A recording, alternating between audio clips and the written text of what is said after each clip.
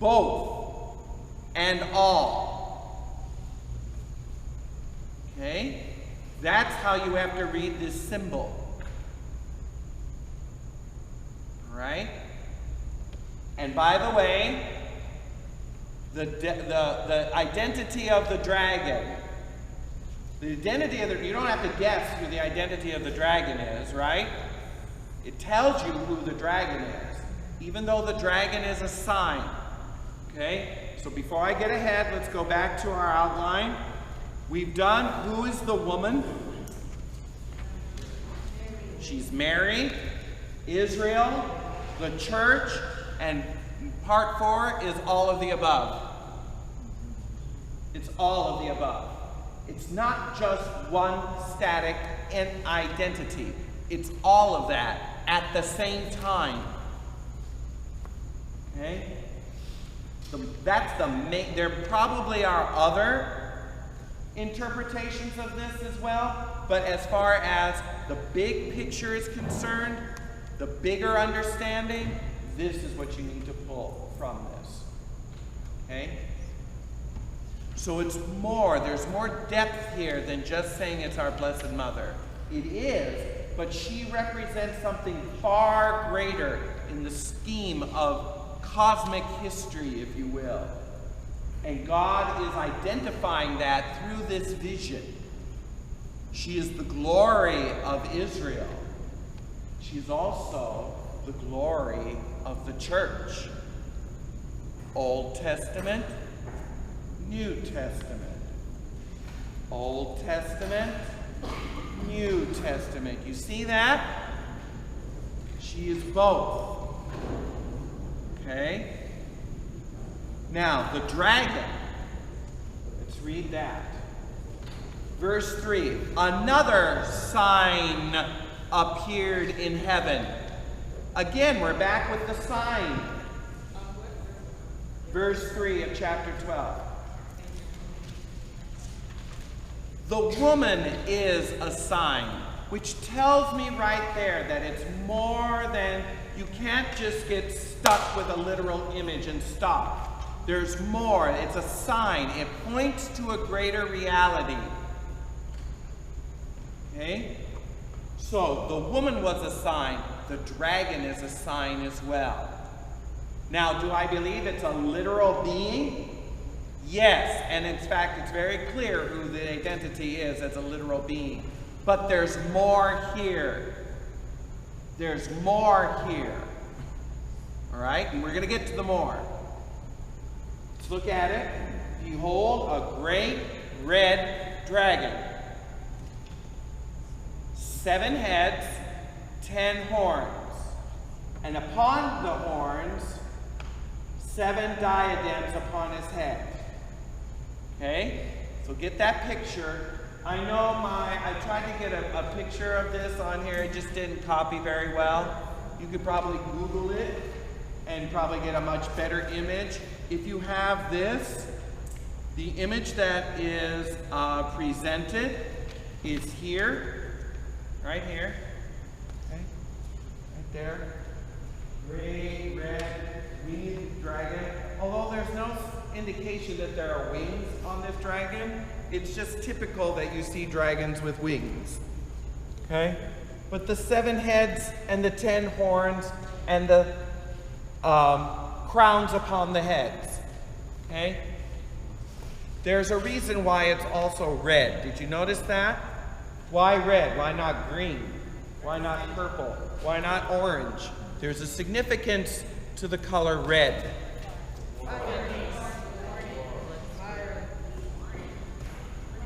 None of that. None of that. You'll see. Stay tuned. His tail swept 1/3 of the stars of heaven. Remember last week what I said? This is the only place in the Bible where we get this idea that Satan fell with 1/3 of the angels of heaven, because there's no indication anywhere else in the Bible about that idea. Here's where it is. But I didn't read about angels in here. I saw stars. How can I say that these stars are angels? Where do I get that idea from? Chapter 1. Chapter 1. What's the symbols of the stars that Jesus holds in his hands? What are they? Angels. Angels to the churches. Remember that? Go back to chapter 1, the vision of chapter 1. Here's Jesus, and what does he hold in his hand? Stars. 7 of them. And then what follows chapter 1? Chapter 2. And what's in chapter 2? The letters to the church. The letters to the churches. And they're all addressed to the angel Of the church of Ephesus, the angel of the church of Smyrna. And we already discussed that. All right? So the stars are angels. So this is where we get the idea that if the dragon is the devil, then his tail got a third of the angels with him. Got that? Now, here's something to ponder. How many angels did God create? Countless, innumerable. What's 1/3 of infinity? We have no idea.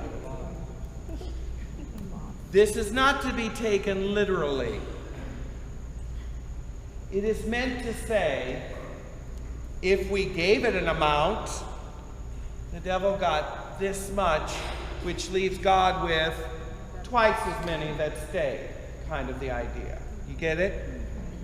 Because it's clear in the scriptures there are an innumerable amount of angels that God created. So to take 1/3 of it, you're thinking too literally. There was a portion that fell with the devil in the beginning of time. How many? We have no idea. But what was far left over is greater than what fell. Do you understand that? Yes.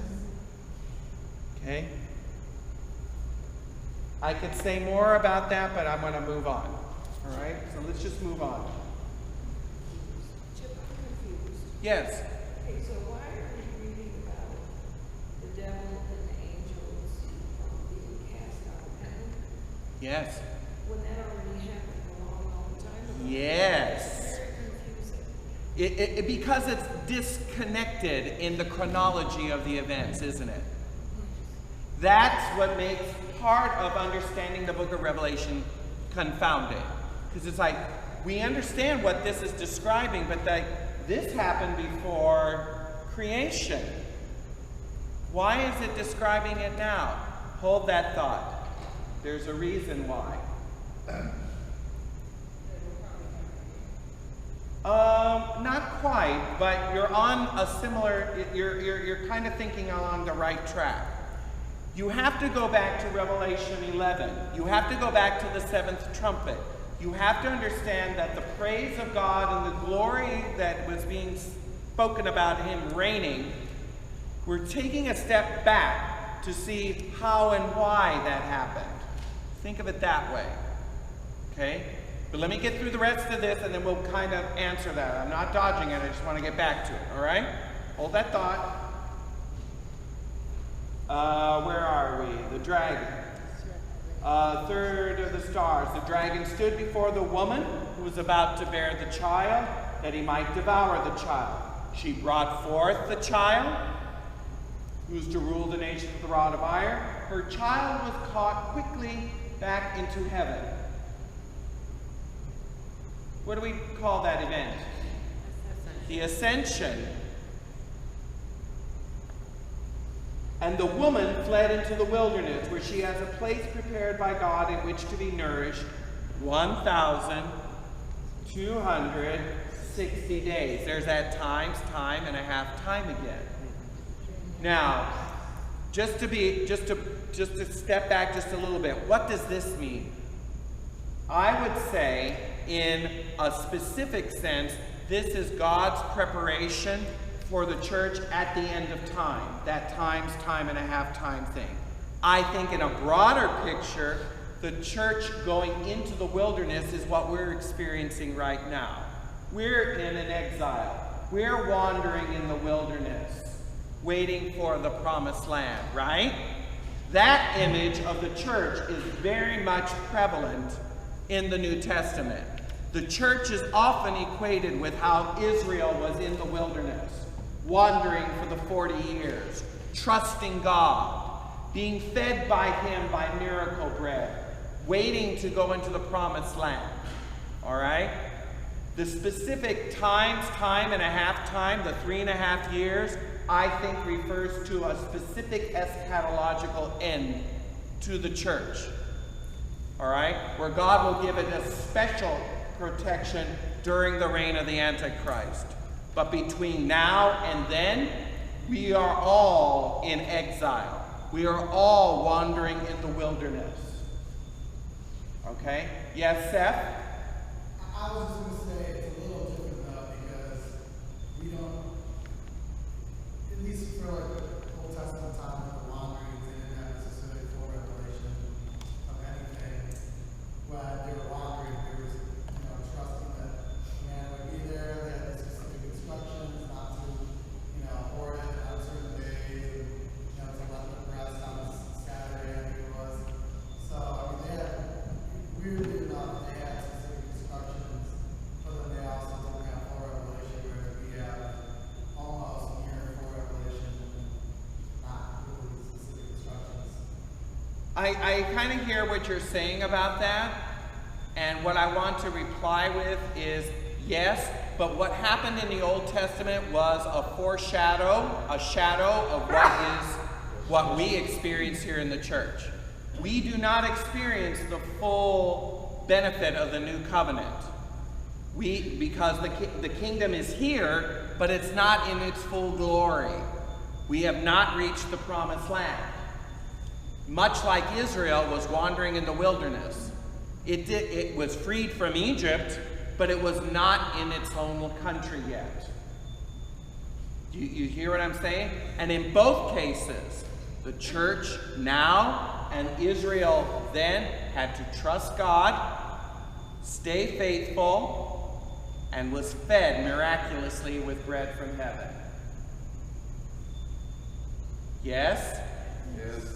And so that's the connection that you see here in this fleeing into the wilderness. Even in our prayers, and I mentioned this prayer before, Hail, Holy Queen, Mother of Mercy, our life, our sweetness, and our hope. To Thee do we cry. To Thee do we send up our sighs. Okay, we're in a wilderness here. We are sojourning by faith, trusting God, following His commands, right? Just like they did in the Old Testament. But better, because everything that we have was only a shadow in the Old Testament. We have the reality. They had, if you will, proto-sacraments. We have real sacraments. Okay? The things that, the rituals and the sacrifices that they did in the Old Testament couldn't save them. The sacraments save us. They actually confer grace to our souls. You hear what I'm saying? So it's similar, but you're right, Seth, it's different because we have a reality that they did not. Yes? Yeah, I mean, to elaborate on that was that there was more of a punishing, kind of like a punishing scenario, where ours is like when... I would disagree. They weren't being punished for anything. They were being purged and tested. Yeah, but when Moses hit on the rock and he wasn't allowed into the promised land... Yes. I see what you mean by that, but that was just the recompense of due to sin. In other words, that's the result of sin. Right, but we have reconciliation to offset those. Yes, and so that's why Moses was not allowed into the promised land, because there was no, if you will, forgiveness of sins in the same way that we experience it. They only had atonement. It's different. But the idea is still the same. Trusting God, following Him, the wilderness idea. We're not fully there yet. We are a kingdom, but it's not fully recognized yet. So we have to trust and wander by faith. Do you see that? Okay. So I hope to end. I want to interpret the red dragon for you, if nothing else, before we finish. So I want to keep going. Now, verses 7 through 12 is this great war in heaven. And like Marie says, this sounds like something that is completely out of place.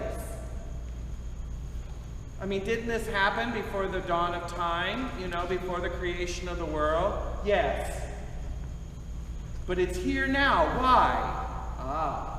Good question. War arose in heaven. Michael and his angels fought against the dragon. We still haven't been given an identity to this dragon. Keep reading. And the dragon and his angels fought. Now see, there's the connection between the stars that fell and the angels. So again, there's that connection. And the great dragon was thrown down, that ancient serpent who is called the devil. So there's no question as to the identity of the dragon. It tells us who he is. He's called the devil and Satan, the deceiver of the whole world. He was thrown down to the earth, and his angels were thrown down with him. And I heard a loud voice saying, "Now the salvation and power and the kingdom of our God and the authority of his Christ have come. The accuser of our brethren has been thrown down, who accuses them day and night before God. And they have conquered him by the blood of the Lamb and the word of their testimony. They did not love their lives even unto death. Rejoice then, O heaven, and you who dwell therein. But woe to you on the earth and the sea, for the devil has come down to you in great wrath, because he knows his time is short." Now, who is the identity of the dragon? It's the devil. It's clear. Here's the internal evidence. Okay? He's named.